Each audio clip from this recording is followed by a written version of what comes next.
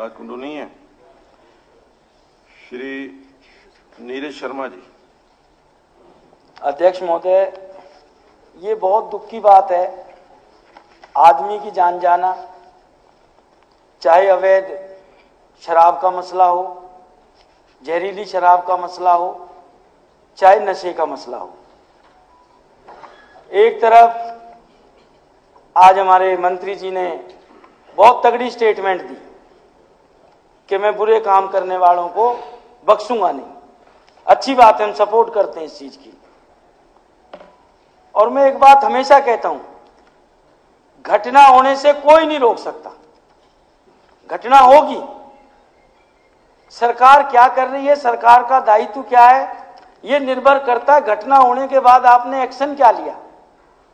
ये 2020 की कमेटियां बनी पड़ी हैं, 4 कमेटियां, उनके ऊपर एक कमेटी और बना दी कि उनका अध्ययन करेंगे।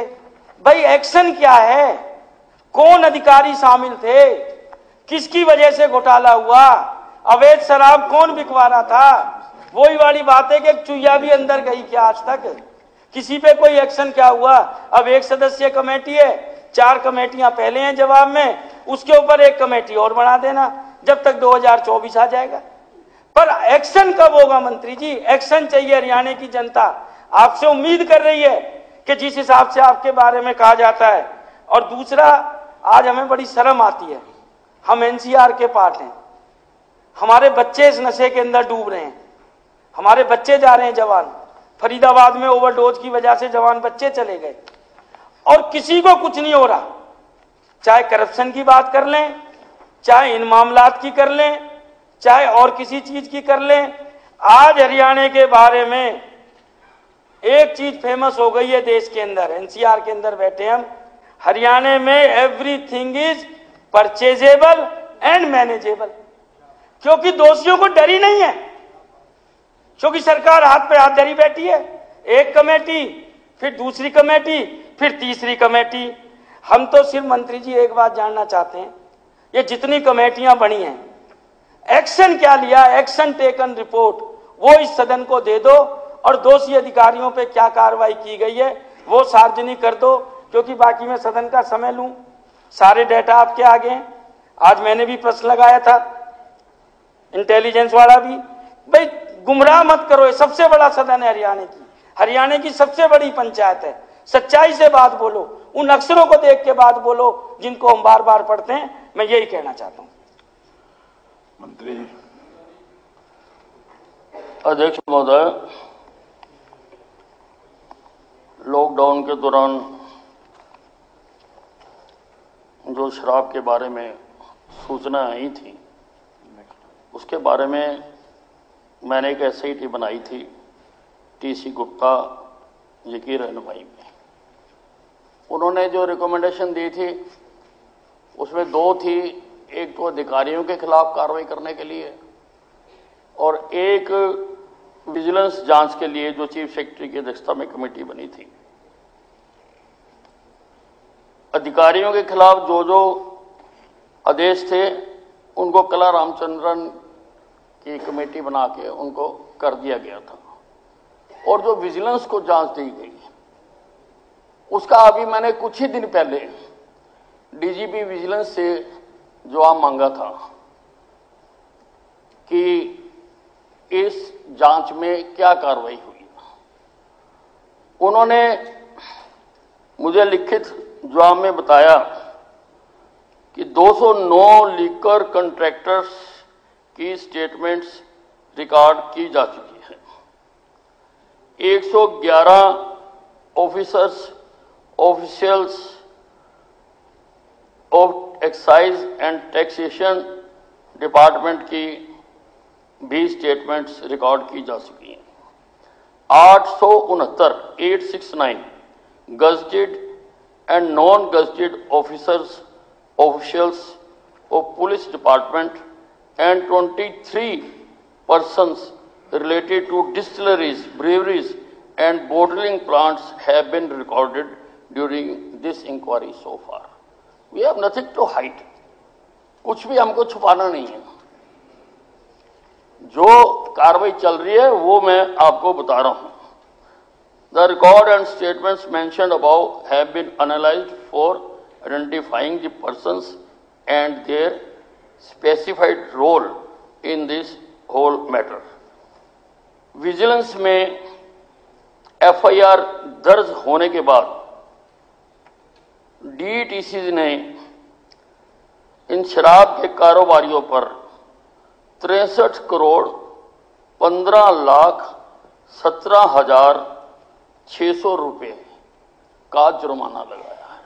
मैं दोबारा बोलता हूं, 63 करोड़ 15,17,600 रुपये का जुर्माना इनके ऊपर लगाया गया है, जिसमें से 7 करोड़ 78,25,753 रिकवर भी किया जा चुका है। कुछ मामले कोर्ट में चल रहे हैं, जिसके कारण ये रिकवरी नहीं हो पा रही है। तो काम हो रहा है, इंक्वायरी चल रही है, और जब भी फाइनल हमने कहा है कि जल्दी से जल्दी आप इसका हमें करके दें, तो जैसे ही आएगा, कम से कम मैं तो किसी को बख्शता नहीं हूं, इस बारे में मैं बदनाम हूं, मैं तो बख्शता नहीं हूं किसी को, मैं तो किसी को छोड़ता नहीं हूं। मेरे पास जैसे ही ये आएगी ये मैं आपको बताऊंगा। जो आंकड़े अब ये अवैध शराब पीने से मरने के मैंने बताए हैं और जो आपने बताए हैं उसमें बहुत अंतर है। मैं इसकी जांच कराऊंगा और जो उसकी स्थिति होगी या जिसने भी ये गलत आंकड़े यहाँ पेश किए होंगे उसकी कार्रवाई करके पत्र द्वारा सभी विधायकों को अवगत कराऊंगा, सारों को बताऊंगा। मुझे आपने बताया तो एकदम मैं ऑन द स्पॉट नहीं बता सकता हूँ कि जो आंकड़े वहां दिए किस अधिकारी ने दिए और जो अब है आंकड़े इनमें क्या अंतर है, उसकी मैं पूरी ये जो जांच है उसकी करके बताऊंगा, क्योंकि आंकड़ों में बहुत ज्यादा फर्क है। आप 500 के करीब कह रहे हैं और मेरे पास जो रिपोर्ट है वो 36 की है।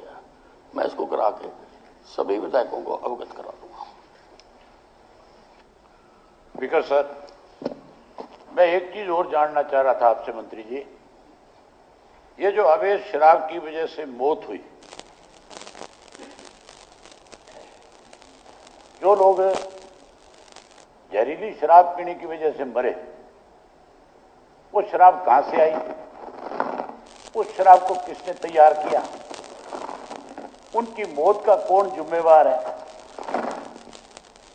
या उन लोगों ने जो शराब जिस जगह से खरीदी, क्या उन लोगों के खिलाफ आपने कोई कार्रवाई करी, या केवल ये कह दिया ये तो जहरीली शराब पीने की वजह से मर गए।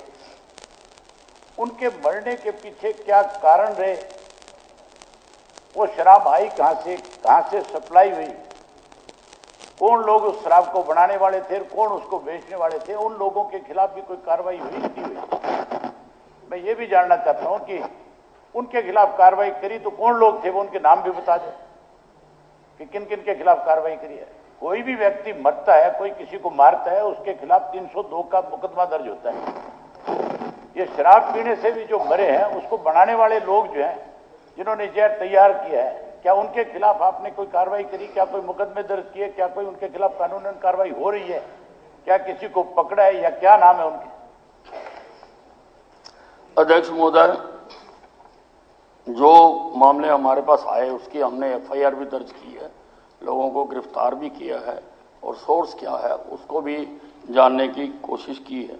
ये जो आपने ज़्यादा हाईलाइट किया कि 4 अभी जो मारे गए, 3 सोनीपत में और 1 पानीपत में, इसकी भी इन्वेस्टिगेशन हो चुकी है।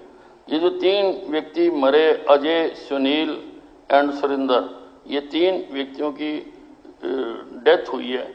ये तीनों पानीपत शुगर मिल में काम करते थे और शुगर मिल में लेबोरेटरी में टेस्ट करने के लिए मिथाइल अल्कोहल आता है। देखने में तो मिथाइल एंड इथाइल अल्कोहल दोनों एक तरह के लगते हैं, लेकिन एक जानलेवा है, मिथाइल जानलेवा है, और इथाइल तो शराब में यूज होता ही है। अब वहां पर उन्होंने शराब के उसमें उसको तीनों को पिया, उसका हमने टेस्ट करा लिया, उन तीनों की डेथ हुई। और जो मिथाइल अल्कोहल केमिकल उसको हमने चेक करा लिया, तो उसका जो है वो हमने आपको बताया। जो पानीपत में एफआईआर दर्ज करी 22/11/2022 को, it was reported that one Anil died due to consumption of spurious liquor and was an employ in sugar mill, वो भी वहां शुगर मिल में ही था। This case is being investigated further. इसमें किसी की लापरवाही तो है ना, वो लोग उस लैब तक पहुंचे हैं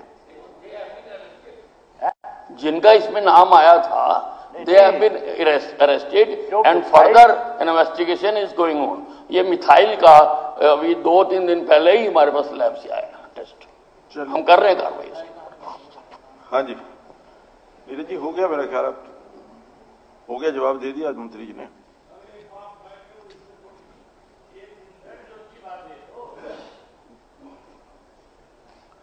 स्पीकर साहब, मैं आपके माध्यम से ये कहना चाहता हूं कि जब शराब पी पी के लोग मर ही रहे हैं, तो आपने हाईवे पे जाते हो ना, आपने देखा 5 स्टार ठेके बन गए यहाँ।